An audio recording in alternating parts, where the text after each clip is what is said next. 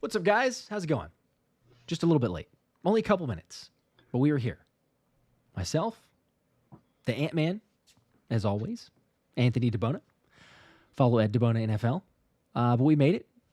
It's 9:20 Eastern Time, Tuesday night hangout. Yeah. Got a cool giveaway as well. The Philly Dogs helmet for those that got in on that from a previous video. So shout out to those people there. Going to do that later. Also, we have a variety of storylines and everything else to get into for OTAs. So going to break that down. I did want to mention real quickly for those on the live stream, as well as others watching this delayed and recapping. Shout out to Nolan Smith, my guy, because we're collabing on this. I dropped this on the last video, and I'll mention it here as well, but a collab for his 5th annual Pups Day Out in Savannah, Georgia, July 13th. If you want to sign up to be there, you can sponsor the event. There's a link in the description. You can go and donate there, but there's also the email details. So if you want to sponsor, email my guy Darren.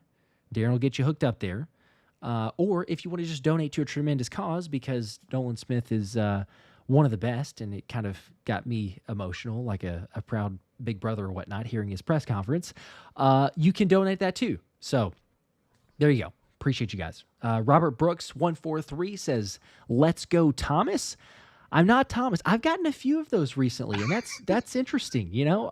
But we appreciate the support. I don't know. I've seen that actually on a couple videos, and I always call it out. I'm like, hey, I appreciate it. Thanks. But I'm not Thomas. I know we do a lot of the collabs together, but shout out to all you guys in the chat hanging out. Drop a like if you haven't already.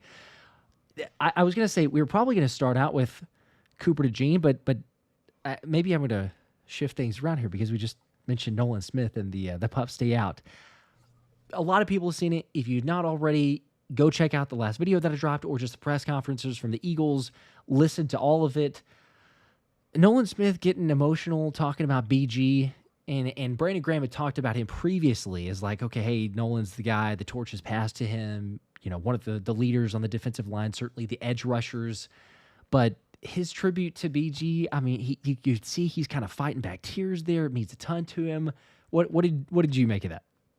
I mean, it was the best, right? Because it just, like, Brandon Graham himself has kind of said that Nolan Smith's going to be like the leader in the room now, and he kind of sees a little bit of himself in Nolan Smith. And Nolan Smith talked about how Brandon Graham helped him in a lot of ways because he was a first-round pick that kind of fell short early in his career, very similar to Nolan Smith's kind of rough start in Philadelphia. And now, obviously, Brandon Graham, right now, I think he's the best Eagle of all time in terms of just the longevity, 2 Super Bowls. I mean, he really did it all for the franchise and off the field as well. So Nolan Smith, one of the things is really how he carries himself both on the field and off the field. It's very similar to Brandon Graham. So now the Eagles are in a great spot where it seems like, yeah, it sucks that Brandon Graham is leaving, but Nolan Smith he said he's not going to be able to fill his shoes because of everything that kind of Brandon Graham did in Philadelphia. But at the same time, in a lot of ways, he does emulate Brandon Graham both on and off the field. So I think they're in a good spot. As you mentioned, it was really cool for him to say, like, he literally was like, I feel like I'm about to get choked up. You're all about to make me cry up here just talking about him. But he also pointed out that it seems like he has a plan to kind of honor Brandon Graham whenever he gets his first sack of the season. So I'm sure he's going to break out the BG celebration, and I'll be excited to see that. I can't wait. Yeah. The question is, will it be against Dallas? That would be extremely appropriate if, you know, it gets the first sack. BG celebration against Dallas, home opener, would be pretty legit. So hopefully we'll see if that actually takes place. But yeah, I was thinking the same thing. It's like, man, whenever he's talking about that, you just see what it's meant to him. The Brandon Graham came on the show last offseason. It was talking about it a ton and saying like, hey, I'm telling you, like, people that are sleeping on Nolan, which, you know, we've said that for a while, but just to hear from BG, and sometimes it's like, you know, tons of positivity. So we totally get that too, but tons of positivity over the top. It's like, okay, yeah, but would he say that about everybody? But he was like doubling down, tripling down. He's like, look, that's my guy. Nolan's, you know, as you say, Nolan, huge fan of BG. They talk every single day, as he mentioned. But it's like to see that come to fruition and slowly but surely see people kind of come on board and go, all right, you know what? Hey, maybe there is something to Nolan. And some people saying like Nolan's gonna shock the league. Nolan's gonna take that next step this year. Hey, let's go. But like, I think we saw a ton of that from last season because Nolan Smith is the franchise leader in sacks in a postseason. Now, not career-wise, but in a single postseason. Nolan Smith beat Hassan Reddick. That just speaks for itself. That's your boy. And I mean, you called it. You kind of were on him no matter, even when he had the rough start, you were still supporting him. And it was just it was really cool to kind of watch his progression last season because he didn't start off great immediately. He kind of grew into a bigger role, took advantage of the opportunities that he was given. And by the time the postseason came around, it was just Nolan Smith kind of ran away with that top edge rushing spot. I know Josh Sweat got a ton of money this offseason, but Nolan Smith was really the best edge player for them down that final stretch because of his ability against the run and the pass, obviously. And then Jalyx Hunt came along a lot quicker than people thought that he would. So they're in a great spot moving forward. And now, even after trading Bryce Huff, you got Azeez Ojulari kind of steps to that third spot, and then we'll see what happens after that. But yeah, I know it's tough to see Brandon Graham go, but they're in a good spot, especially with Nolan Smith leading the way. Absolutely. 100%. Shout out to all you guys in the chat again, checking some of these. But Kramer, what's up? Says easy 130K in 1 week, like and sub. Hopefully so. We're getting very, very close to 130,000 subscribers, which will have the signed. I think this is maybe the wrong one. This is the other helmet that we're going to give away, but it's very similar. It's got a Saquon signature. This one is the Philly Dogs, which we'll give away later. But 130,000 subscribers will give away the Saquon one, and then this one will be done tonight. Look at that! So you're giving away so much stuff that you're losing track of which helmet is which. It's somewhere around. it's somewhere around here. But kudos to you, sir. I saw that someone had won the Nolan Smith signed card that we announced on Twitter or X, whatever we're calling it these days. But there you go. They got a. I'm trying to keep up with you. It's not really close, and I can't really compare the two, but I'm trying. I was hopeful to win that thing. I may or may not have created a burner Twitter account, so unfortunately, that's not going to me. But we tried. Kramer was, I think, asking a second ago, if I'm not mistaken, and I'm saying Kramer because I've said it so long on the live stream. I know that it's Corey is his first name, but did Anthony get anything? I think he's asking about maybe the Big Dom gear, maybe, because he knew about that. So I was. Yes, I did. Josh was kind enough to. I got a hat that has my name on it. It says to Anthony, and then Big Dom signed it, and then I also got a shirt that he signed his name and then put Big Dom. So I obviously appreciate Josh for doing that. I appreciate my fellow Paisan Big Dom for doing that as well. So that was really cool. I should have it displayed here sometime, but I already it's not the biggest amount of wall space. So I do like the display. I think seems like people could appreciate that. I saw a few comments on the last time, but it's nice. Trying. You got the underdogs deal back there. We've come a long way since the streaming in the car, right? just a little bit. People like, is Anthony homeless? Does he live somewhere? It was rough. Is that still the same card as it was before? Is that Dougie P? Yeah. So I bring it. Okay. Bring it close if people want to see it. This is a Doug Peterson. Look at autographed, that. From the New Jersey Knights from back in 1992, which is also the year I was born. So I figured it'd make sense to have him next to the underdog. Is my camera blurry now? Because I had it focused. Oh, did I ruin it? That's you my fault. It, Josh. I know. I asked you to get the card. Wait, I think it's clear now. I think we're good. We're good. Yep, it came back. Good. Yes. Let's go. The magic of technology. Shout out to Jamarcus, as we're going to get into other topics and everything else, for OTAs with a 10 bomb. Let's go. Says injuries are a part of the game, as we saw last year at the position behind the big three. Which wide receivers do you guys think have the most upside to be serviceable if one or both go down like last year? I feel like the obvious choice has to be Jahan Dotson, right? I mean, especially after the performance he had in the Super Bowl, it kind of seemed like he was, and then week 18, of course, when he was basically the only starter that played in that game. So he kind of took advantage of that opportunity as well. But I just think he was kind of put in a tough position because they traded for him so late in training camp last year, where it was basically right before the regular season started. I think he was. Sorry to interrupt. I think he was meaning like outside of Jahan Dotson too. He's behind the big three. Oh, behind the big three. Yeah, sorry, yeah. I saw if one. I'm 100% with you. One or both go down.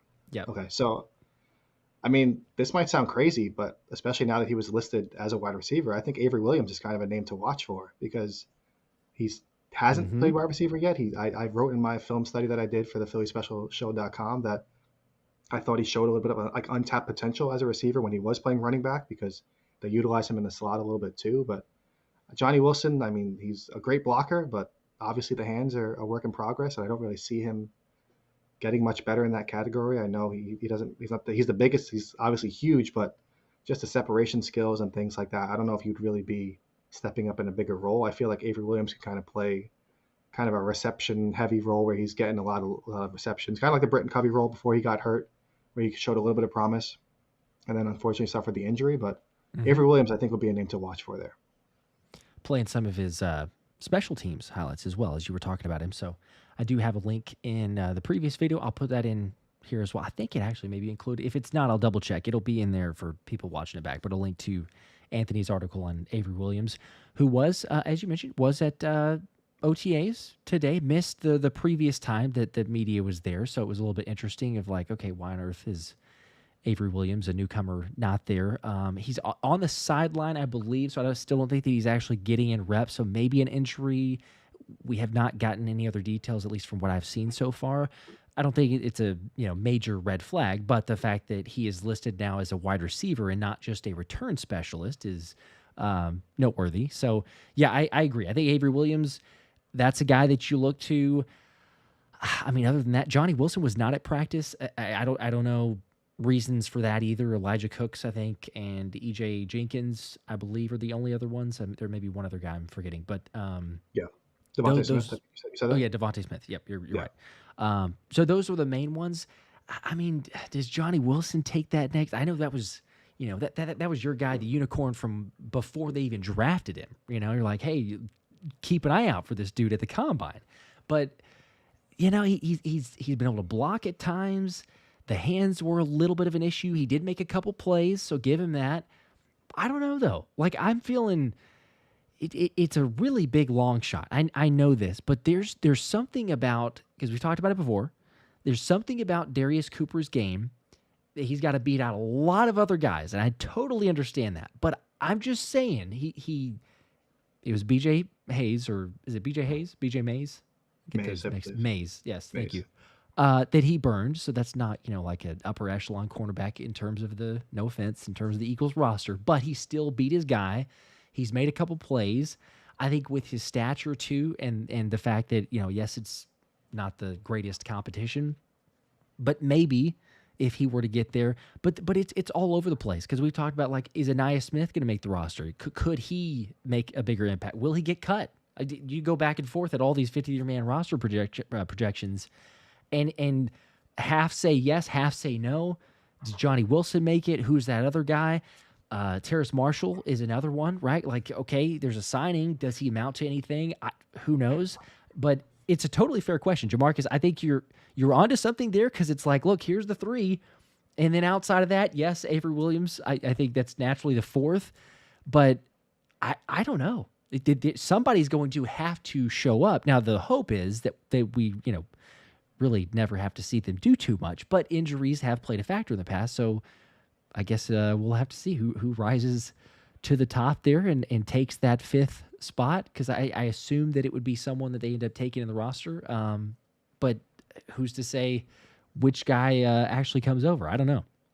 Yeah, the last, the guy that I feel like we didn't mention, but I know I saw a couple people mention him in the chat, and he's kind of received a little bit of hype because Zach Berman's article last season. But Danny Gray is a guy I feel like that's a little bit slept on, because he was on the practice squad basically all of last season, and he was turning heads in practice, according to Zach Berman's article that I was talking about for PHLY. So now, luckily, he got out of that ugly jersey number. He is wearing 80, so maybe he's going to be that fourth receiver that we don't really expect, or the fifth receiver behind Johnny Wilson. And if they keep more than that, then obviously Avery Williams gets involved, could be the fifth receiver. So maybe the depth receiver isn't even on the roster, because obviously at this point last season, Jahan Dotson wasn't on the team. So maybe it's another move that Howie's going to make. But yeah, Terrace Marshall, it feels like he should have been making some type of an impression by this point, but haven't really heard his name too much. And I think he's wearing number 46 or something like that. That kind of ruled him out immediately for me. So it's not in the best spot right now. But if both of Devontae Smith and AJ Brown get hurt, they're going to be in trouble no matter who's behind them, I feel like. Yeah, I would agree. The numbers play an important factor, as we all know, but it would not be super surprising if you were to see a trade or a move or something like that. We should mention, because we're going to talk about this first, and we got into Nolan and some of the other topics, but Cooper DeJean has been the big story, probably will continue to be one of the big stories, but much like Avery Williams, who is this Swiss Army knife on offense, listed as wide receiver, could be running back, had played cornerback previously, kick return specialist, punt return specialist. Cooper DeJean, I mean, he might play all 11 positions on defense when all is said and done. Because at this point, he's got the nickel spot locked up. Fangio is open to and wants to have him out there on the outside in base as a corner. Said he could even play safety. He'd be comfortable with him doing that. He already played punt returner. So, I mean, what's left? We say, hey, you just move in there at linebacker a little bit if Nakobe and Jihaad Campbell aren't there in time. It's crazy because if you think about Cooper DeJean during his rookie season, and I mean, Vic Fangio kind of said it about all the rookies. He kind of just wanted them to focus on one spot, like not put too much on their plate. And now just fast forward one season, and it seems like Vic Fangio and Christian Parker just don't want to take Cooper DeJean off the field at all, right? It's just like he's talking about playing outside corner in base formations. Then even in today's practice, he played outside corner in nickel formations, and they had Parry Nickerson in there as the slot cornerback. So then Vic Fangio mentioned how he could play safety potentially as well. So literally any spot in the secondary, it feels like they're going to have him ready to play. And it's just, it makes sense because Cooper DeJean is just so versatile. He has the size to play anywhere, the speed to play anywhere. So why not kind of take advantage of that skill set? And if you think about moving forward, I mean, when they go in like dime packages, now you get Drew Makuba on the field too, and Sidney Brown. Like there's all these different looks that they could utilize and give these different looks to defenses that is really going to, I mean, to offenses that's really going to throw them off.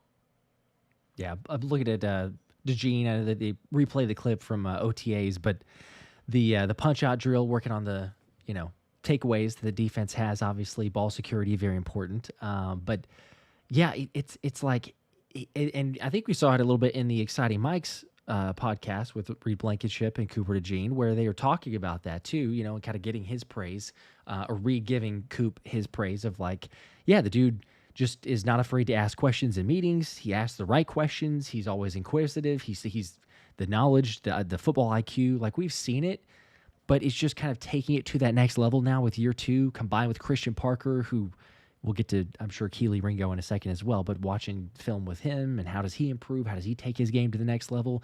It's just a night and day difference, and it just kind of reiterates the importance of positional coaches, not even just defensive coordinator. Like, all credit to Vic Fangio, but positional coaches have been, I mean, just incredibly crucial for this group. And we've seen the progression for every single phase and for every single group that we mentioned there of a Clint Hurt, a Bobby King, a Christian Parker.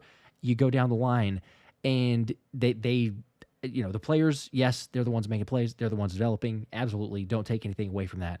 But I think there's a huge dynamic there of Christian Parker and Cooper DeJean's development, because we've seen him, or we did see him do it previously at Denver, and we mentioned. So I don't know. At this point, it's like, yeah, I'm totally fine. Like, whatever it takes to get Coop out there and keep him on the field. But it sounds like what Fangio was saying today, too, is like, pretty much, yeah, if we play 7-8 snaps a game in base, then, yep, we're not going to have anybody else say, hey, Q, you're over on the other side. Coop, you just slide out on the outside, you play corner, then move back to nickel once we go back. Yeah, I really like that you mentioned the importance of the assistant coaches, because if you go back to like the 2023 season, that was kind of what hampered them. I know Sean Desai and Matt Patricia kind of get all of the blame, but they were put in a really tough spot because a lot of their assistants were poached by both head coaches that left, and then they were kind of forced to either just promote from within with guys that weren't really ready yet, or hire like college coaches that weren't really ready. Because if you look at a lot of the coaches that were positional coaches on that staff, a lot of them don't even have jobs in the NFL anymore, let alone the same role that they had with the Eagles. So it's just night and day difference. I mean, not even just Christian Parker, but Clint Hurt, Bobby King, all these guys that kind of came back and helped Philadelphia last season. They kind of have to enjoy it while they have them now, because I feel like eventually, I thought it was going to happen this offseason. I thought maybe Kellen Moore was going to take Christian Parker or Clint Hurt as his defensive coordinator in New Orleans, but they were able to kind of dodge any of those poachings this year. But if they have a ton of success next year, I think that's when they'll lose one or two of those guys. Yeah, I think you're right. DJ Elliott and DK McDonald were the first couple that came to mind for me. But exactly. It's like, yeah, they're not in the NFL. But good luck to them, right? Like, there's no super amount of ill will. Like, they weren't the defensive coordinator. But it does. It just goes to show like the importance of having guys that are able to make an impact, confident, having the experience coaching the NFL, and really the progression. So, JD, what's up? Said, did I make a stream? You did. You absolutely did. So, hanging out, talking OTAs. Going to do a giveaway a little bit later. Kelee Ringo. It's another corner progression working with Christian Parker. You had a tweet that actually turned me to it as well because I was not able to listen to the presser live with Kelee Ringo, but I think that's a great sign with Kelee Ringo getting first team reps. Adoree Jackson calling him a freak of nature, and also Kelee mentioning the fact that he's watching film with CP on a regular basis to kind of help understand roles and really take his game to the next level. So it's early, but I really do believe the Eagles want Kelee to win the job. It's going to be a fair competition, but I think they want him to naturally because of the youth and potential that he brings along there. Because if he can figure it out, as AJ said previously, AJ Brown, like the dude has all pro potential. He just has to tap into that. Yeah, it feels like that's never been the question with Kelee Ringo. It's like everybody knows he had the speed, the size. The only question was kind of like his hips and if he was going to be ready because of his age. But now he even talked about it today, how just everything feels so much slower to him because he's been able to kind of play a little bit, but not be forced into a bigger role where now when he is playing, he feels like he can play faster because the game feels slower. So now he's competing. I guess you want to say competing against Adoree Jackson, but like you said, if the Eagles had their choice, they would want obviously Kelee Ringo to win that job because then they would have all three of their starting cornerbacks on rookie deals and 2 more years of control for Ringo with this season and next season. So they would be in a great spot. And then if you look, they're kind of banking, obviously in 2023, they hit on Nolan Smith and Jalen Carter. Those were obviously picks that look great right now. But then now if Tyracine wins the job at right guard and Sidney Brown wins the starting safety job and Kelee Ringo wins the cornerback job and Tanner McKee is already your CB2, Moro Ajomo is your starting defensive lineman, that's just if those 3 guys all win their competitions this offseason, that's just looking like one of the best drafts in franchise history. I know 2024 gets all the attention because of Quinyon Mitchell, Cooper DeJean, Jalyx Hunt, but that's literally every pick in that draft would be a hit if these guys are able to win the starting jobs this season. So it's just kind of crazy to think about and really exciting because Kelee Ringo, I remember back in 2023, I was kind of begging when the train was kind of falling off the tracks. I was begging for him to play, and he did, and he played well. And I talked about it when I wrote about it for PhillySpecialShow.com, but how impressive he has been in the 4 starts that he's had in the NFL. So I think he's going to win this job at the end of the day. I know Adoree Jackson, I praised him on Twitter. I said he said all the right things. He kind of seems a lot like Darius Slay in a lot of ways because of how laid back he seems, but at the same time he's willing to praise the other guys, which you don't always see in the NFL. A lot of times the veterans, especially that they're against players that they're competing with, they're not going to be quick to praise them or say the right things. But he called, like you mentioned, Kelee Ringo literally a freak of nature in a good way, of course, but he can see the potential that these guys have. So it's a really exciting time for Philadelphia secondary. Gotta love it. Because of Kelee, and also another thing I will say, I enjoy this fact too by the just the part that, not that we won't completely never hear about this again, but the whole Jalen Ramsey talk, please, let's just there's Kelee. Okay, good press conference, sound good, promising. Okay, make a few plays at OTAs. He's getting the first team reps. All right, that's good. Let's just keep rolling down this lane here. Not that, Howie won't make a trade or something, but I don't know necessarily that we're talking about corner. There could be a minor depth addition at a different spot, but I really am not buying into the Jalen Ramsey. So I'm happy for it for a number of reasons, that being one of those. The other, sticking with the secondary, though, because we did see the other competition was within the safety spot, and Reed Blankenship was back at OTAs. So for people that were speculating or wondering, is it a contract dispute? Is there something like that? Doesn't appear to be the case. He's back in action. They're voluntary OTAs, so, it's his choice to obviously be there. Very good to see Reed. But next to him, Sidney Brown getting the first team reps. Drew Makuba kind of mixing in, as well as, I believe, if I'm not mistaken, Andre Sam. So you see those 3 guys. Although I'll just throw this out there too, and I mentioned this on the last video that I just uploaded, but it always interests me. I mean, how great are Vic Fangio's pressers, first off? That's kind of a given. But for him to, unsolicited, just kind of, throw out Tristan McCollum. He wasn't asked about Tristan McCollum. And I made this argument or this statement. It's not the same as Zach Bond. I know that because whenever hey, what do you think about the linebackers? Oh, Zach Bond. Let me tell you about Zach Bond.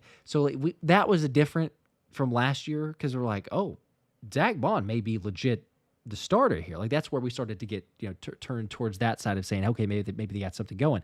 I don't think that it's Tristan McCollum being the starter at safety, but if I were to go back and redo, as we'll probably have multiple revisions of the 53-man roster projection, Tristan McCollum might be making this roster because of him just said, hey, Tristan's out there. He's competing for that safety spot. Yeah, he squeezed that right in the end, like you said. He was like, and Tristan's in there too. But if you go back to last season, when it came down to it, Tristan McCollum played over Sidney Brown in a lot of situations down the final stretch whenever they did have like an injury or anything like that. So, I mean, clearly it seems like Vic Fangio and maybe even Christian Parker prefer like Tristan McCollum over Sidney Brown, but maybe right now Sidney Brown's getting that first look because the front office and Howie Roseman were like, hey, we have to see what we have in this guy, because if not, then maybe they trade him at final cuts or something like that. But the fact that they also invested in Drew Makuba, obviously that's the guy that, as far as the long term goes, I mean, it'd be great if he wins the job this year, but as far as the long term goes, he seems like the option there. So, but like you said, I feel like my 53-man roster projection is going to be changed every week. It feels like every other day I'm putting a different fourth safety making the roster. It was like Maxon Hook, then it was Lewis Cine, then it's Andre Sam. Like maybe at this point they might just have to keep 5 or 6 safeties to kind of fit all these guys that they might want to keep around. But it's going to be like, to me, that's the most intriguing battle of the entire roster, because it seems like as at this point, Tyler Steen kind of has that right guard job kind of locked up, and I'm sure we'll get into that a little bit more. And then obviously cornerback 2, maybe it's Kelee Ringo, maybe it's Adoree Jackson, but it's just those 2. You don't really have to worry about anybody else. Whereas with the safety, we don't know who the second starter is, and we really don't know who they're going to keep as far as the depth options go. So that's going to be a really fun battle to watch moving forward. Yeah, it's going to be all throughout. And even as Fangio said, right, again, very forthcoming, but he's like asked about the competition. What's it going to take for somebody? He's like, it's going to basically take what it takes. It's going to take training camp. It's going to take a couple preseason games. Finally, we'll probably have an idea there. But I think much like last year, whenever we were looking at guys and saying Isaiah Rodgers getting first-team reps at corner, and then Q finally started to, but there was a brief moment where Kelee Ringo was also getting first-team reps. You're like, okay, who's going to be the starter here? Who is this going to be? I mean, same thing with linebacker, actually, right? Because there was like, oh, Devin White's getting first-team reps, and that was the thought that he would be there.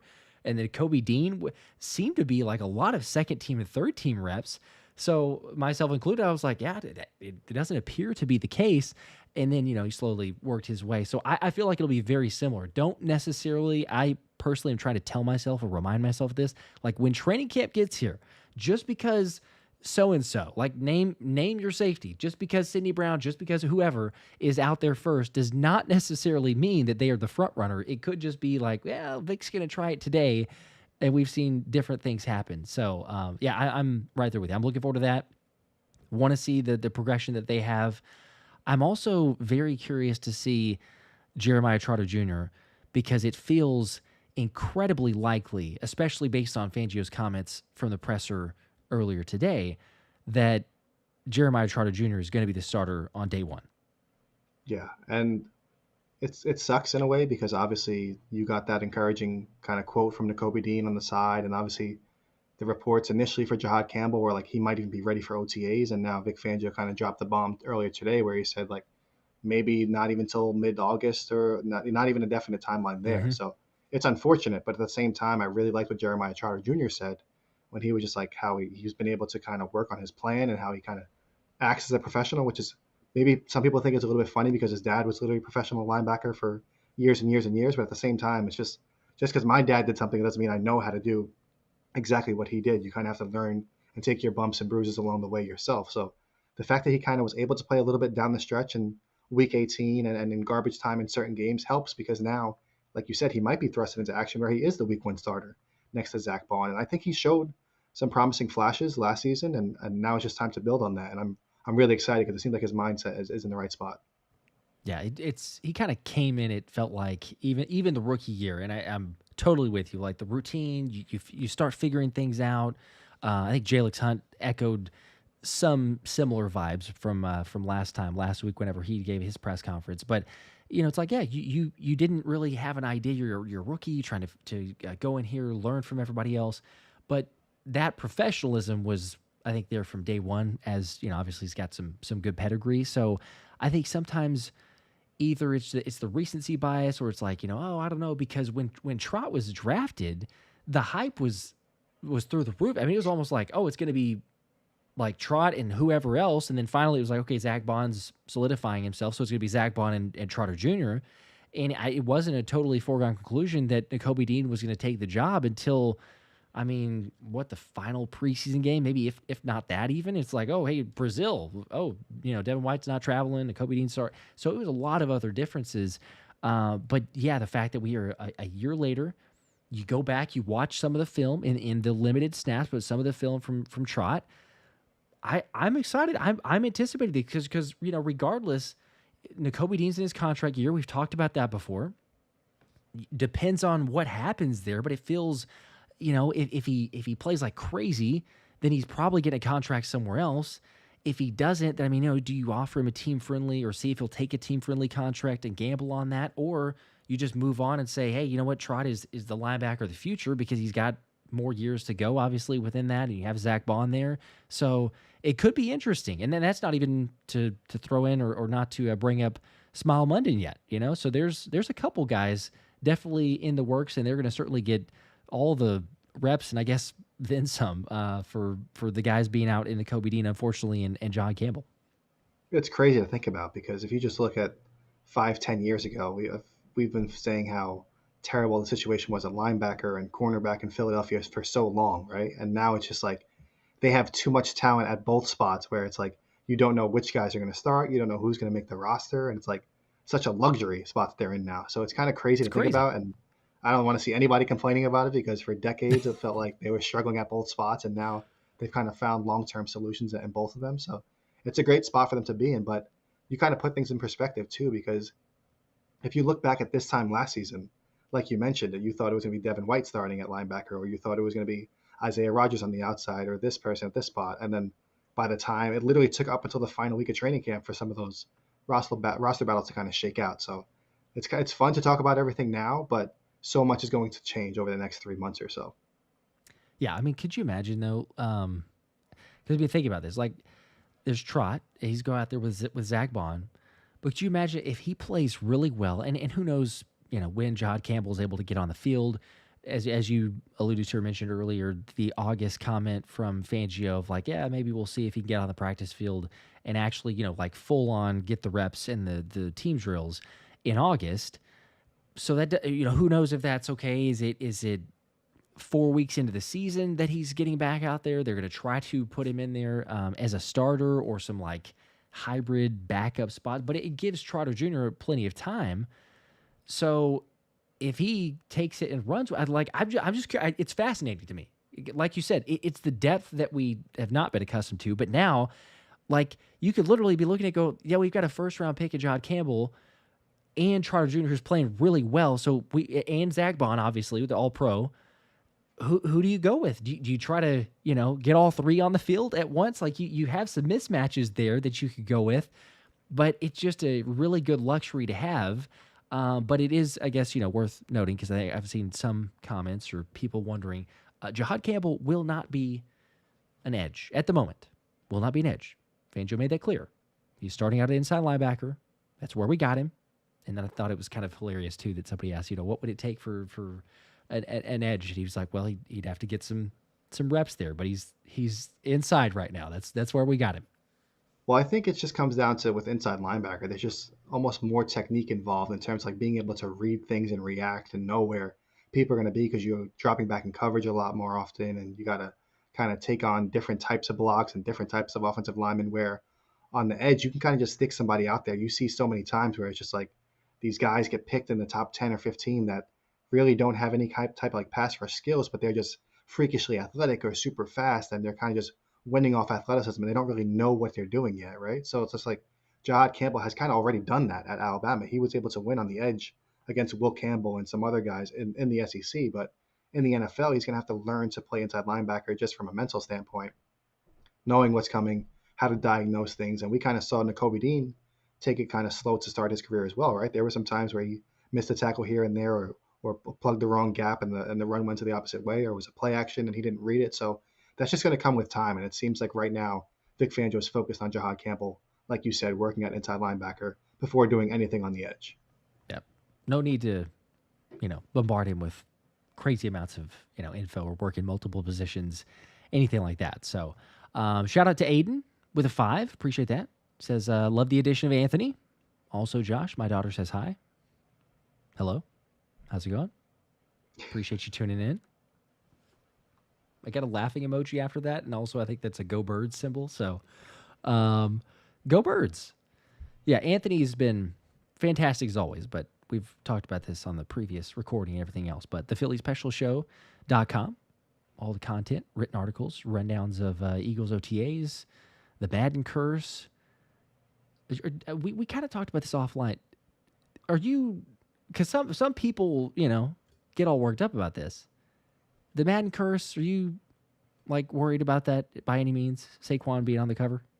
It's a little bit scary, but it's also like at the same time, the Eagles kind of broke all those different streaks last season, right? Where it was like Saquon Barkley, the leading rushers or whatever that was, where it was 2,000-yard rushers. They lost all the other games. Like there were so many things against them last season, and they were able to break all of those that I don't really think it's going to be a problem.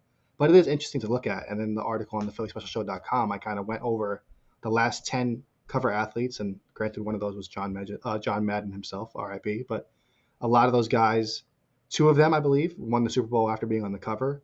But then there were some others where it was like Josh Allen had back-to-back Pro Bowl seasons and then had 18 interceptions, which is the most in a single season that he's thrown, and didn't make the Pro Bowl. Then a lot of guys got knocked out in the divisional round, despite having great individual seasons and good success for themselves.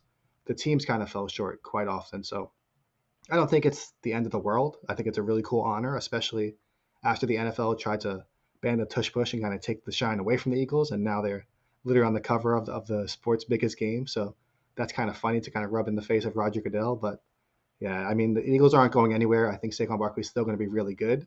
But I've already said multiple times, I don't think he's going to have a repeat as far as his production goes, because I think the Eagles are just going to try and dial back his reps and the amount of snaps that he plays and carries that he gets just a little bit more in 2025.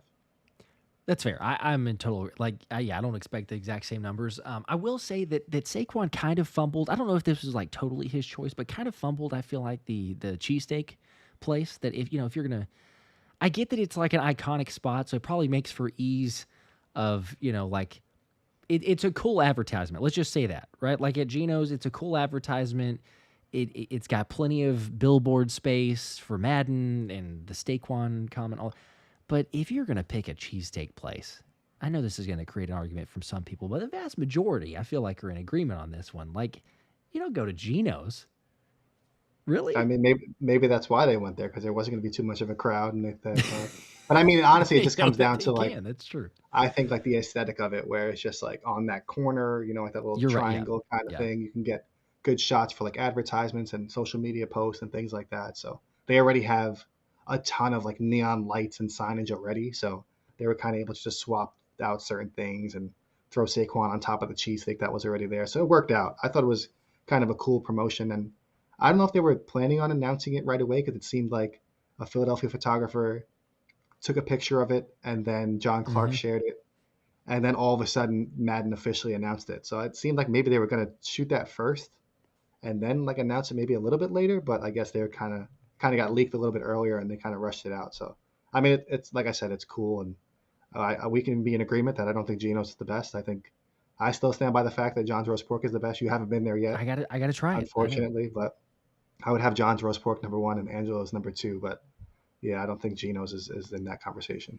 Yeah, I would agree on that one. I will say that, and I've got to try John's Roast Pork, because Angelo's is one for me. Maybe it changes after that. I'll just say I did appreciate Saquon's comment, because they even asked him on I think it was on the Insiders on NFL Network, but they asked him, hey, do you believe in curses?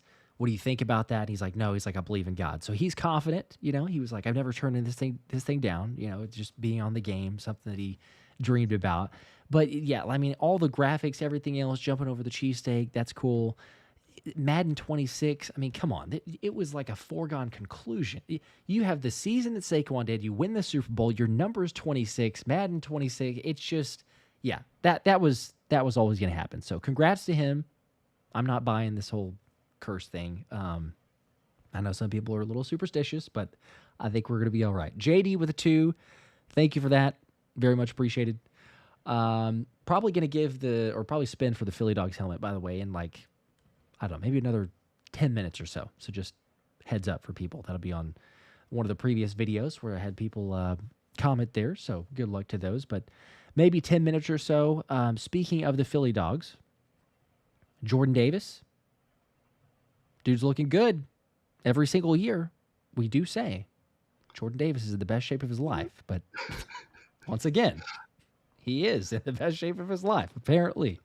But at least this time it's not. Usually it's the player saying, "Oh, I'm in the best shape of my life." But at least this time it was Vic Fangio, who I thought it was also funny. Just going back to Adoree Jackson, how he compared Vic Fangio to his own father, where he said like his dad never wanted to give him like any credit, and then it would be like the weirdest thing would happen, and then his dad would give him credit for that. And he feels like Vic Fangio is very similar in that regard. So I thought it was pretty funny that a guy that's only been in the building for like a month or two is already saying that about Vic Fangio. But he seemed to appreciate it. Obviously, a lot of the other players love Vic Fangio. They speak highly of him, unlike they did in Miami. So, but yeah, I mean, it's great to see Jordan Davis. I feel like he does look a little bit like slimmer. He was moving a lot better, and I don't know if I tweeted it or not, but or even sent you a message about it. But the video from the first OTAs practice that was open to the media, they kind of had that drill where they pick up the tennis ball, put it down, like the combine drill that they do, where they go in that circle. He looked really, really fast in that drill, and I was like, wow. And then that was before the whole.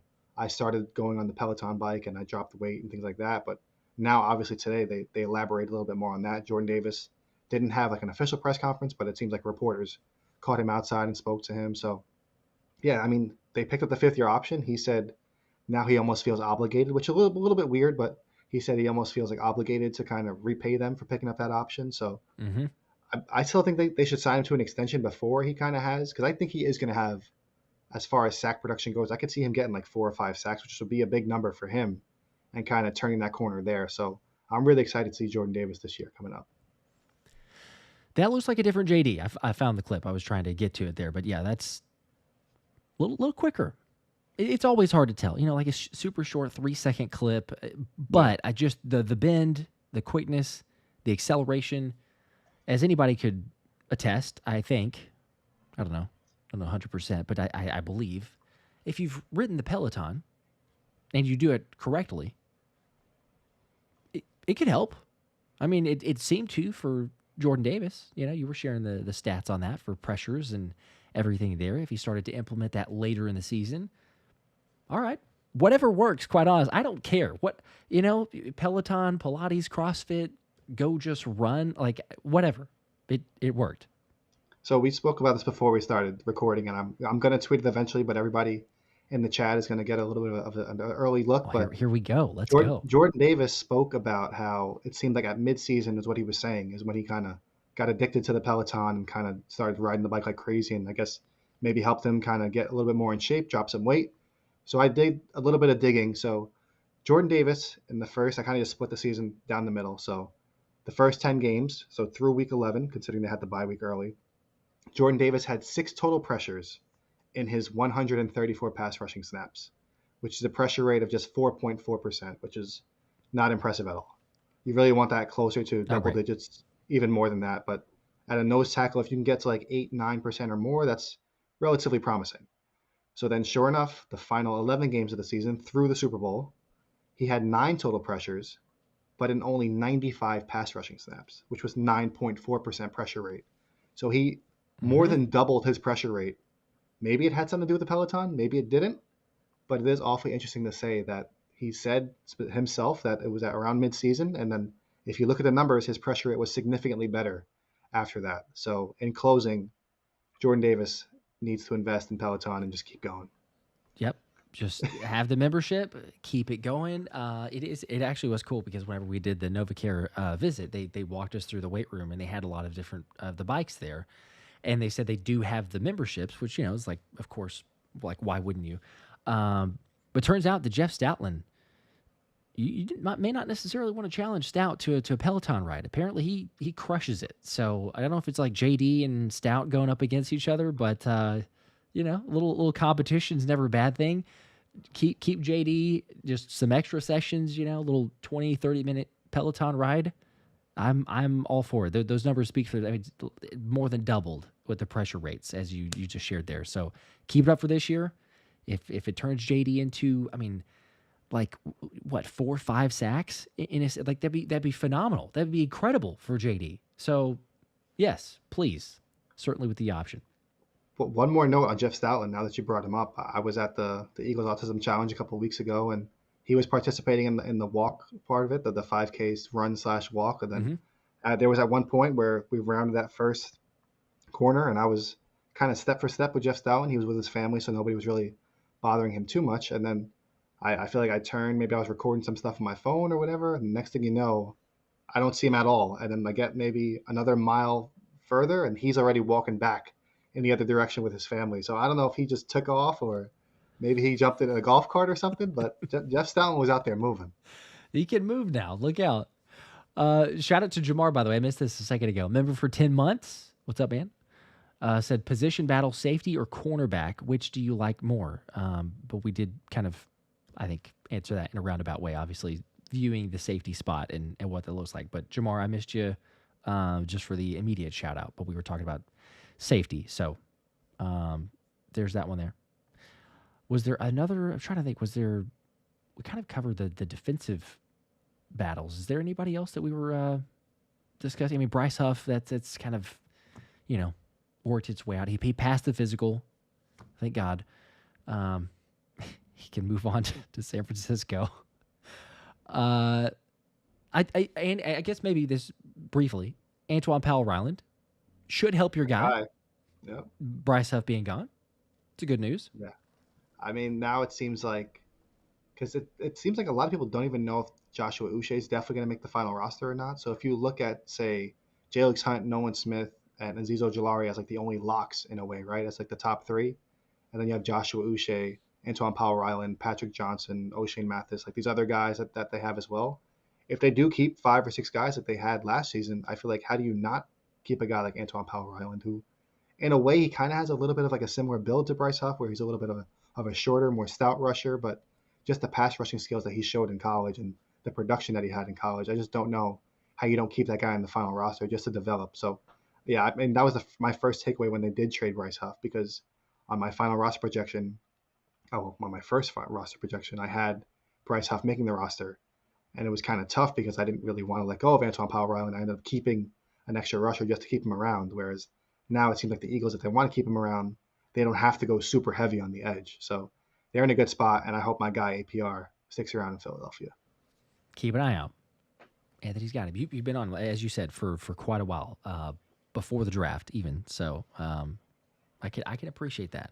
I'm just saying, Jalyx Hunt was my guy. I did a podcast, the My Guy podcast with Marquell. You can see it on whatever platform you use for podcasts. But Jalyx Hunt was my guy on the edge before the Eagles drafted him last year. And then Antoine Powell-Ryland was my guy on the edge this year.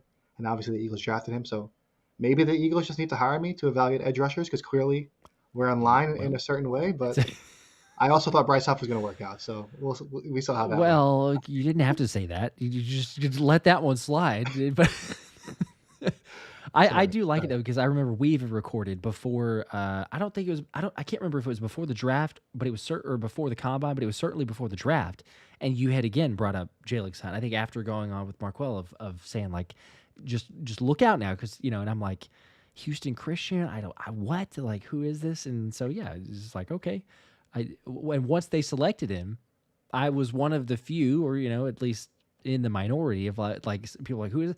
I was like, well, actually, I know who this is because Anthony had mentioned him, so I wouldn't have before. But yeah, it's like, all right, they can see this. Jalyx Hunt, let's go. But Jalyx Hunt, Nolan Smith should be starting edges. Heck yeah, an APR, make the roster, develop there. Wouldn't be a bad thing. We'll take that.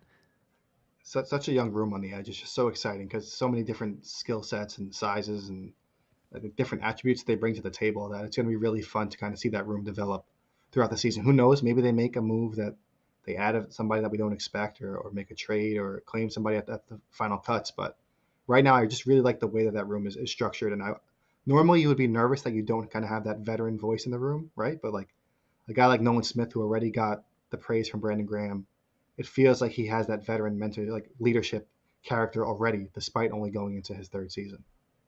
Definitely. I'm curious because I've seen the over under set for sack totals actually on both Nolan and Jalyx. This is crazy early, but I don't know what the heck. Uh, if you were to be put on the spot for an over under sack total, what can you name a number for each individual for Nolan and for Jalyx, like an over under, a good number or good line to set that at? For Nolan Smith, I think I'm actually going to go. I think I would go over 9.5. I think he's going to get double-digit sacks if he stays Let's healthy. go. Okay. So it feels like he was on that pace. He was a wrecking ball down the final stretch, and it's just a matter of it feels like he always has some type of shoulder injury. So if he can avoid, I know that kind of comes with the reckless way that he plays and how good he is against the run and his willingness to just blow things up. But if he can stay healthy, I feel like he kind of clears that relatively easy. Maybe he gets 12 sacks, 13 sacks, something like that. But I just think Come on. he kind of has that potential, And Jalyx Hunt, I already said is my guy. I wouldn't be surprised if he gets. I mean, I would set it at maybe like 6.5. I feel like Okay. is Yeah. pretty safe, Yep. and Hmm. because I feel like I don't think he's going to have the same amount of snaps as Nolan Smith. I think he'll play a little bit of a lower role, and Azeez Ojulari can really push for a significant sack total. I wouldn't be surprised if Azeez Ojulari led all of them in sacks because I just think he's kind of shown that pass rushing like repertoire and skill set in the NFL already. He's kind of more proven than those guys as far as just strictly rushing the passer. But once again, another guy that's kind of battled a lot of injuries. So they're in a great spot regardless. And I wouldn't be surprised if any of those guys eclipse double-digit sacks. But I think Nolan Smith for sure would be my bet to kind of take the over there in the double digits. I'm obviously You as just smiled the real. entire Well, time I was I was saying gonna that. say, real talk with G says after that comment you just made Josh's day. Yes, you did. Yes, because I would absolutely agree with you. Double digit sacks. Heck yeah, no one's gonna get that if he's healthy, coming off of the triceps injury, but getting back in the groove, which I believe it was a week or two. I think that Nolan will be able to start striking. I think that was the report that either came out or being asked about in the press conference. So getting very close. He's had the brace on. He was taking it easy, just making sure that the injury fully healed up, but should be good to go. I like that. I was going to say, it's funny you mentioned Nolan. I was going to say 9.5. But then for Jalyx, it's interesting because I think that he has the talent and the ability, and I love the presser from him talking about the technicality and learning more and the second year comfortability, all this other stuff. But because of the other edges, I'm just like, I don't know if is he going to get the starter reps? Is he going to start? Is he going to be one of those rotational guys? How many snaps is he going to get? But I was close in that number. I think I was going to say maybe like 5.5, set the over and under. But it's your guy. I totally respect 6.5. It wouldn't shock me at all. I hope that he does, because heck, he could end up having a couple interceptions, a couple pick sixes with the way that he plays in coverage. Because I'll tell you what, say what you will about any other guy on this team, there is not a pass rusher that plays better coverage when Fangio decides to drop him back than Jalyx Hunt because he was a safety, and it's wild. And I know that it confuses quarterbacks. It's very limited because he didn't play a ton of snaps last year. But the few times that he drops back, you're like, he looks like a safety because he absolutely has that fluidity whenever you drop him back in coverage. And that's what kind of caught my eye when I was doing like the pre-draft evaluations and why I called him my guy on the edge because it was very hard to find tape of Jalyx Hunt, obviously the smaller school that he was at. But like when I finally did get my hands on some of the film, you literally see him. He's lined up on the edge, and then they motion a receiver, their slot receiver, to the other side, and he just walks out, follows him into the slot, completely shuts him down. And meanwhile, he's like 6'4", 250 pounds or whatever he is with like Mm-hmm. the length that you look for. So it was just like, wait, that guy, how did he just do that? And then you find out that like he was a converted safety, then he moved to the edge and put on weight. So I said it obviously last year, but the sky is truly the limit with him. And I think the combination of both his upside as like an athlete, but like his mentality too is like he said all of the right things. He was asked if he expects to start. He just expects to do whatever the team needs him to do. Like all these rookies, all these young players, is just so important for the culture in Philadelphia. And people want to always ask, what does Nick Sirianni do? We said it ourselves when everybody was calling for him to basically be fired 4 weeks into the season last year. But that's kind of what he does. He sets that tone, holds everybody accountable, and just keeps everybody kind of level headed, where that they're all achieving that same goal as a team, and it's not really about personal success. which is 100% what we've seen and heard in all the press conferences, and I can appreciate that also. It's like almost every question, it's like, oh yeah, well, for the team, whatever the team needs me to do, whatever the team asks me to do, my role with the team, how do I help the team win? So the main thing is the main thing, and as you said, that you can't be great without the greatness of others, and that's what they're living. Philly boy with a 10, appreciate that, Philly boy. After the Huff trade, will the Birds be more inclined to trade for a player or save that money for contract extensions? I will let you answer this. I'm going to get the Philly Dog giveaway set up here, so you can answer that one first if you are inclined, and then I'll No, yeah, answer it after. Okay. So I know a lot of people saw the initial number. There was a little bit of like a controversy on social media back and forth between certain people about what exactly the cap savings was for the Eagles as a result of that move. So the initial report said it was around 15 million. It turns out that it was only around 2 million or so when it really came down to it. So, but either way, the Eagles kind of had the money available already, where if they wanted to make some type of crazy move, they could do so. Because if you look at a lot of these guys that are on the market, that as far as the bigger names, the Trey Hendricksons and guys like that, they're looking for new contracts anyway. So if the Eagles were going to acquire one of those guys, they would have to sign him to a contract extension, whereas that's when you can kind of get creative and structure a deal and kind of backload it to fit your current cap structure. But I don't think they're going to be doing anything drastic moves where it's a guy that's making 20 million or so, like you've mentioned, the whole Jalen Ramsey suggestion over the last couple of weeks. I think that's complete nonsense. I just don't see why they would trade for a guy like that, and with all the young cornerbacks that they have. But I just think it's a matter of the Eagles like to roll money into future years, which is what they can do with the unused cap. So right now they're sitting around 25 to 30 million or whatever it is, but maybe they make a couple smaller moves where it's not a ton of money, but I don't see them using a huge portion of that money on any big name free agent or veteran trade. I agree with you. I will say I found it interesting. Shout out to Zach Berman. We got the book up there on the shelf. See that there? So Got both of them. you got both of them actually. It was interesting because in one of his latest write-ups, he talked about the Bryce Huff trade and the implications for Philly. And then he went ahead and threw out a couple names, which was Zadarius Smith, and we talked about it a couple days ago. So I'm going to take credit that he watched us and was like, "Oh, that's great." No, I'm kidding. He's got a lot better ideas. But he did throw out Zadarius Smith, and then the other one that he mentioned was Von Miller. Now you could potentially, I'm not going to go down that line. Yes, there's reasons for it. There's reasons that don't. Whatever. I don't necessarily see as much for Von Miller, but then it's just kind of an odd, and I think it was like 5 bullet points or like 5 takeaways or something like that for the Bryce Huff trade. Last little tagline there was, or will Howie Roseman and the Eagles make a trade for Trayvon Walker? And I'm like, knowing Zach and how great the coverage and everything else, he doesn't necessarily go and just like, because we've seen all sorts of different other people. I'm not going to name names, but they're just like, oh, hey, the Eagles, linked to this player, or Eagles, will they pull this off, or things like that. It's like he doesn't throw those out there. So I'm just curious, is it just a complete speculation? Has he heard something there? Obviously, you have connections to the Eagles players themselves. So that makes sense with hey, let's take a guy like a Trayvon Walker. But I just found it a little bit interesting that he threw that one out there. So it's not a TJ Watt. It's not a Trey Hendrickson, because those have been blasted out there to death about everybody else just saying, let's just throw their names in anything because, people get interested about those guys. And it's not a Jalen Ramsey either. We're not going there, but that's a corner. But anyway, I found it interesting because he threw those out there, and it was just like, hey, here's 2 kind of realistic, and then here's a blockbuster trade. But for some reason, picking Trayvon Walker.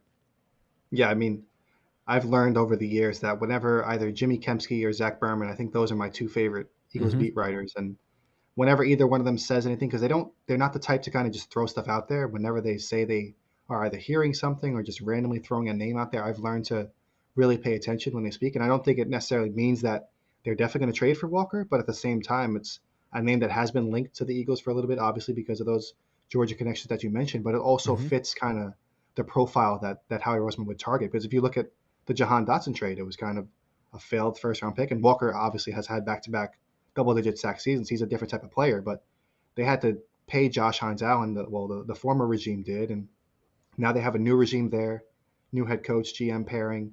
They did pick up Walker's fifth-year option, but at the same time, how confident are they in him in the current scheme that they have, the new defensive scheme? And if they don't think he's a fit, then obviously a team like the Eagles that has 13 picks now projected in the next year's draft. So if there's any type of, because they did trade a lot of picks to move up for Travis Hunter, obviously. So if they're trying to recoup some of that value and they don't think Walker's a fit, obviously the Eagles should be involved in those conversations because it would give them a long-term edge rusher. I mean, obviously they have Nolan Smith and Jalyx Hunt in the fold now, but you add him to that fold, and it's just that's an elite trio to kind of build on and work around in Philadelphia, and it would be unbelievable to watch.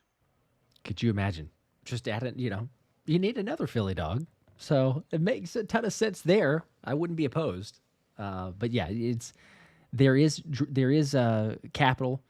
You got some cap space. It wouldn't be surprising too to just see the Eagles either roll it into next year, save it. Worst case scenario, it's like, oh, hey, trade deadline. If it's an injury or just a need at a certain position, maybe you try to use something on that. But it's not a bad place to be in. You don't have to necessarily spend it as of today based on the roster, but you never know. Some teams that get a little desperate, maybe make something get done a little bit later on down the line. Howie has had several of those, late trades even into August. So it's not out of the realm of possibility. Christopher with a 2. Appreciate that. Said Hendrickson, one can dream, make it happen, Howie. See, there's the Trey Hendrickson, as I've seen lots of those. As a TJ Watt, couple different. I don't see that one. I don't see that one. I mean, really, all of them. Like we mentioned, Trayvon Walk, all of them. I don't see them happening. It would be cool. So, as Christopher, you said, yes, one can dream. I think they like the guys. You got to get them reps. So they're not going to go and get a blockbuster trade guy to come in and take reps away from a Nolan Smith, from a Jalyx Hunt. You got Azeez Ojulari. Maybe he has a great season, but he's only for 1 year. But I think that just the youth and the longevity we've seen, you got to get them out there. They have to have reps to figure out what they are and if they're going to be the future. And you don't just, you just don't trade for those blockbuster signings, especially when you know you're going to eventually have to pay. I mean, Jalen Carter, my gosh, the contract that he is eventually going to get. And the comments from Fangio too of like, oh yeah, he's good, but he could be even better. And that should scare a lot of people. Yeah, it seems like they've kind of pivoted to the direction where they don't really want to sign a bunch of like older veteran free agents. They rather sign those guys that are either coming off their rookie contracts or coming off the year after their rookie contracts, where if they have a successful season in Philadelphia on these 1 year deal or so, then now they're going to hit free agency and get a contract that's going to count towards a compensatory pick formula, because that's exactly what happened with both Mekhi Becton and Isaiah Rodgers. I know Isaiah Rodgers was around for the whole season that he was suspended as well, but both of those guys were younger guys that became available. The Eagles took advantage of them, kind of fixed them up a little bit, or made the best of the situation in Philadelphia, and they reaped the rewards of it by getting compensatory picks. So now, as you mentioned, the guy like Azeez Ojulari, Joshua Uche, names like that, Adoree Jack, whoever, if they hit the free agent market next year after a good season in Philadelphia, they'll be able to get a pick. Whereas if it was a player that is later in their career that makes a ton of money that they have to sign to an extension, then they don't really get that benefit of them hitting the market and capitalizing on that. So the Eagles are kind of trying to take advantage of all of the draft capital that they have now, whereas I think they would like to add a couple of veterans. I'm not saying that they won't add a guy, say, as Justin Simmons, Raekwon Davis, or whoever else, like these other names that are out there. Zadarius Smith is another guy that's been mentioned a lot, but those are kind of cheaper free agents that are already out there. They don't have to trade picks and sign those guys to gigantic contracts. But yeah, I don't really necessarily see them making a play for Trey Hendrickson, Jalen Ramsey, TJ Watt, or if any of those guys are actually traded. We're in agreement. We're believing the same thing. John with a 5. What's up, John? I don't know if you're in Cancun or if you've gotten back, but hopefully that was great. Appreciate the 5, and says, just testing to see if my wife is listening. Go Birds. Go Birds. Well, John M., if your wife is listening, wait, hang on. There's a follow-up super chat. Let me get this one in here. Frank, I'm going to get yours also, but there's a follow-up. I don't know if this was meant to be like back-to-back, so I'm going to read it that way. Anna, I think, it's A-N-A. I don't know if it's Anna or Anna. Anna, get John tickets to the Dallas game. If you're listening, John needs tickets to the Dallas game. So please, I don't know what else. He said, let's see if that works. Well, keep us posted. If that does, then, I'll take a little bit of credit for that. But Frank's 392. This is Frank from Philly, by the way. Changed the name. So what's up? Didn't Very recognize it at disappointed in first. the name change, by the way. I've been reading that Philly was a Not a classic. So you should have kept it. not a fan of that one. With the 2 says Super Bowl repeat. With the question mark says thoughts, Josh and Anthony. Yes. Well, okay. I was going to say No? but No? Oh, come on. I mean, it's just I don't know. I mean, obviously it would be awesome, Yeah. but I think they got really, really lucky, like injury wise, last season. I just don't know if they're going to have that same success. Like, I mean, Saquon Barkley with that amount, like that workload, not really missing any time. The offensive line, for the most part, stayed relatively healthy when they really needed them. I know they had a little bit of a rough patch where Jordan Mailata and Lane Johnson each missed time, but Dallas Goedert was in and out of the lineup, but he was eventually back for the playoff stretch. So it sucks.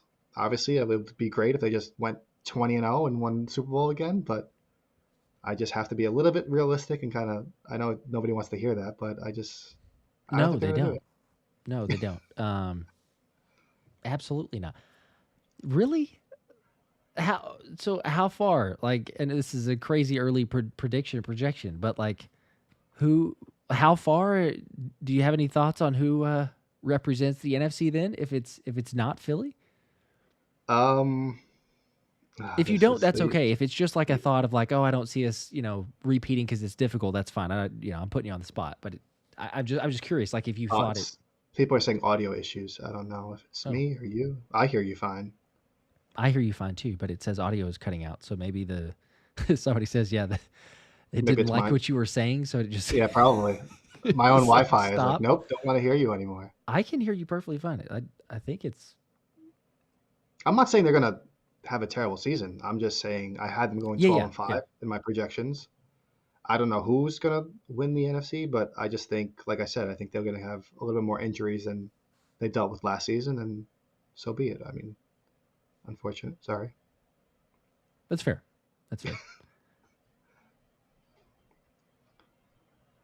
I see people still saying audio cutting out, so I don't know. That guy says he hears us fine. So back now. I don't. Philly Duncan say it's cutting out for both. Some people are saying it sounds fine. I hear you perfectly fine. It hasn't been an issue for me. Josh B, haven't had any issues. I don't know. Maybe it's YouTube. Or maybe it's just my prediction pissing everybody off. It could also be that. They're just trying to cancel it. So, my dogs have broken into the office. If you're hearing any jinkling, they didn't like my literally just broke into the office. They didn't like my prediction either. I'm getting everybody upset. I'm sorry. Well, this is all hell is breaking loose here. Now who knows what's going to go on. Xavier says, yeah, click back out and then come back in. It fixes it. Maybe so if you're having issues. But who knows what's about to happen. So it could be YouTube. Maybe I should just spin for the helmet, since although maybe nobody can hear me. Oh man, that's funny.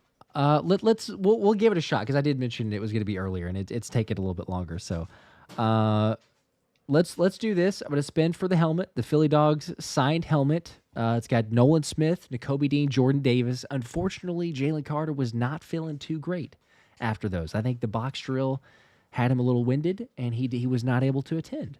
So, I assumed nothing a little ice cream couldn't fix, but apparently not. So he did not make it. But we got the autographs from the others. So those 3 on the helmet. Good luck to you guys. Yeah, Jamar Dunkin' Donut in the house. They're literally, they're parading around behind me. If I'm not careful, Dunk actually might jump up here, because he usually does. So we'll see. The dubbed version of the pod. Okay, see, I don't know if it's. Hopefully everybody can hear. At the bare minimum, you're going to see it on the screen. So I guess, somebody will see if they win, hopefully. But good luck all. We'll spin this thing as the wheels maybe are falling off of this stream. I don't know. Who is it going to be? It is... Wow, there's a long spin. Brian Robertson, 5438. Congratulations, sir. Brian, you have won the Philly Dogs helmet. Says it's great seeing your channel grow. Philly Dogs. That was the comment. Good for you. Congratulations. You have won. It'd be fantastic if you're here on the stream. You're probably not because of how this thing typically works. But you'll have a week to claim. If you do not, then hang on. I'm going to be on vacation. So let me just put that out there. I'm going to be on vacation. That? I didn't know you could do that. This stream. Maybe, hopefully, the audio actually cut out. That would be even better. But no, for real. So next week, I'm going to be on vacation, so we will not have the stream. Brian's going to get a little bit extra time to claim this. If he does not, then the next live stream, so it'll be probably like a week and a half away. But whenever the next live stream is, then we'll give it away to somebody on the live stream. So just stay tuned. Otherwise, Brian, if you're here or you see this, just email me at thephillyspecialshow@gmail.com. You can pick up your prize there. Well, I'll ship it to you, but you'll get it. Or just DM me on one of the socials. So that works. Congratulations again. Frankie Ray. Saquon, yeah. Saquon Fanatic says Josh is in trouble now. Maybe, hopefully so, they didn't hear it. It's late, so maybe they're not listening. Frankie Ray says, hey guys, with all the free agents draft picks being brought in for guard, who do you think is going to win the position? It has to be Tyler Steen, right? I mean, I feel like I've been saying this for the last 3 years now. I thought he was going to beat out Cam Jurgens, or should have beat out Cam Jurgens. I thought he was going to beat out Mekhi Becton. Didn't happen. So maybe the third time's a charm. I feel like all the signs early on in OTAs feel like it's not even much of a competition, because I don't think anybody else but him has been getting reps with the starters as far as that right guard spot. So, and surprisingly, I think Matt Pryor might be the guy behind him and not Kenyon Green, at least for now. Who knows once Kenyon Green gets a little bit more comfortable in the system, if he's then competing in training camp for the job. But it feels like Tyler Steen's job to lose. I agree. I've been saying similarly also. At some point, you would think that he would. If he could just stay healthy, because he got injured, as you say, last year. If that hadn't happened, would Mekhi Becton have gotten the job? Who knows? But yeah, I'm thinking Tyler Steen. So we shall see. Some people saying, oh, the audio was good. C. Newsom says I'm screwed. So that the audio was good. People are gonna hear that if they watch it back. They may not watch it back. We can hope. Is it like later in the stream? Are they gonna make it an hour into it? I don't know. We'll find out though if they're legit followers of the channel or they're not. So pray for me. Anything else? Trying to make sure I didn't miss any other comments here. I know I got a few of those during the spin. Anything else? Any other takeaways from? We talked a lot about the defense. Any offensive takeaways from week 2 open media session of OTAs?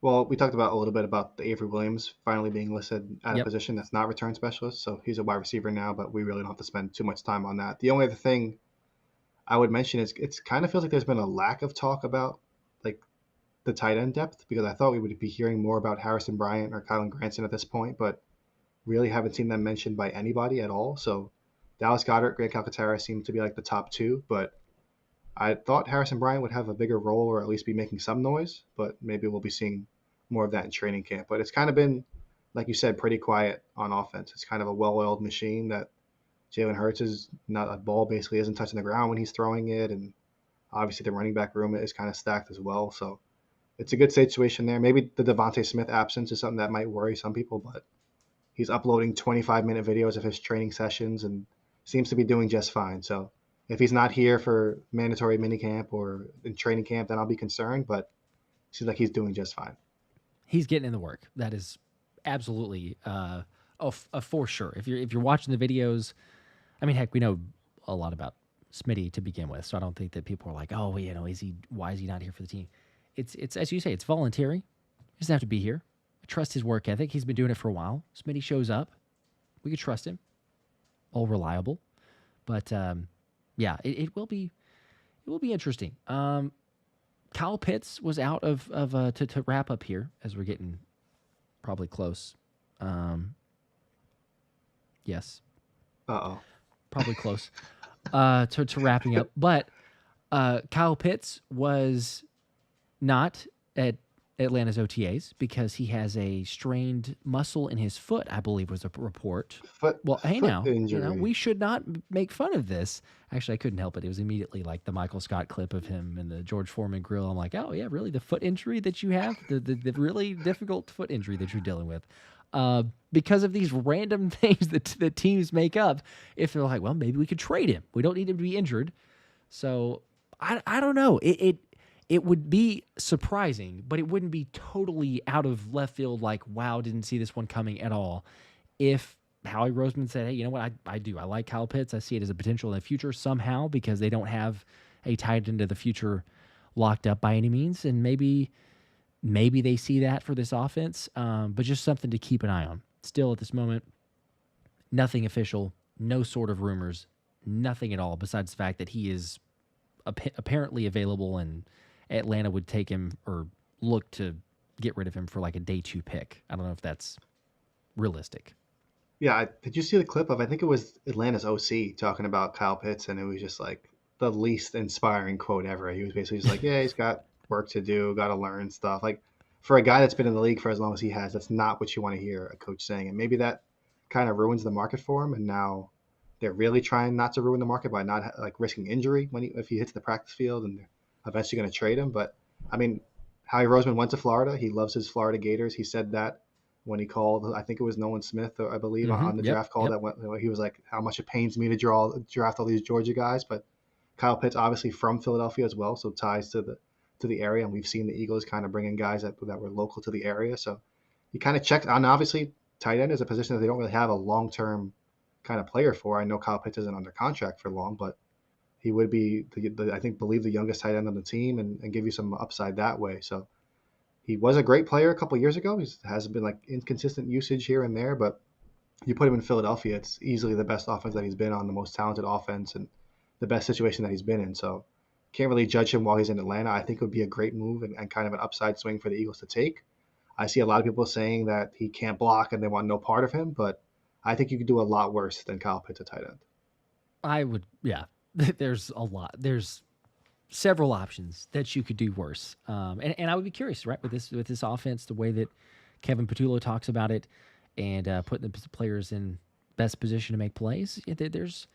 There's a lot of potential. Let's just say that. And Kyle Pitts is kind of at that point in your career. If you look historically, tight ends typically take a little bit longer to kind of get jump started in their career, if you will, and I don't know, hit their prime or be in the prime years of production. So if the asking price is not too much, then sure, I'd be interested to say the least. So we will see. I don't think I may have seen or read something. It's familiar, or it's sounding familiar with what you said about the OC, but I don't think I actually saw that clip. So I'm curious. So I've got to send that to you. I got to find it now. I gotta if you can find that. I think that actually came out before the whole injury thing popped up, where he was just like, I guess, asked about Kyle Pitts in general, not necessarily like why he wasn't practicing or whatever. And it was just the least inspiring like message I've ever heard from a coach about a play. Not that I've ever heard, but it was not a great endorsement for Kyle Pitts. Very interesting. Very interesting. Okay. Well, let us know your thoughts on this. If you're watching this thing back, not live, appreciate you guys. Let us know comments down here or the other video that just dropped about hour or so ago. As always, make sure to like and subscribe. I think we're like 300 subscribers away from 130,000. So once we get there, Saquon Barkley helmet, going to do that giveaway. Again, reminder for the live streams, there will be more videos, but for the live streams themselves, we'll have one more for the Wednesday link, and then probably not another one until after get back from vacation, which would be like June 18th or 17th, whenever that date is. So just putting that out there. But appreciate you guys always. Make sure to check out Anthony's rundown of the OTAs. I got a link if you're watching this thing back in the description, or just go to thephillyspecialshow.com or follow Anthony at DiBona NFL. There's many different options there, but I appreciate it. If you do all of that, that'd be great. So however you want to do it. You might as well just run down the list. So, all right. Appreciate you guys again. Congrats to Brian. Brian will be looking out for a comment from you. Email me. If he doesn't, give it to one of you guys. As always, go Birds.